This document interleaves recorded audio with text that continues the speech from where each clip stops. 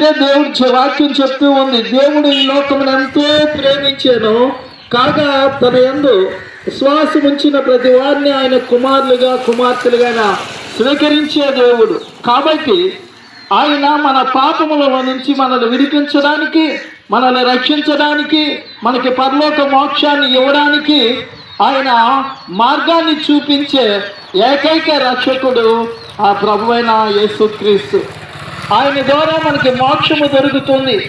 కాబట్టి ప్రియులారా, మేము ఆ మార్గాన్ని తెలుసుకొని ఆ మార్గాన్ని మేము అనుసరించి ఆ మార్గములో మేము కాబట్టి ప్రియులారా, ఆ నమ్మకాన్ని ప్రభు చూస్తూ ఉన్నారు.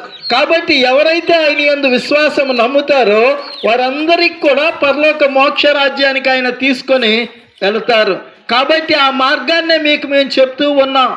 ఆ మార్గాన్ని మీరు తెలుసుకోవాలని, ఆ మార్గంలో మీరు కూడా ఉండాలని, ఆ మార్గాన్ని మీరు కూడా పొందుకొని మరి నిత్య సంతోషము, నిత్య ఆనందము, నిత్య రాజ్యాన్ని పొందుకోవాలని మీకు అందరికీ మనవి చేస్తూ ఉన్నాము.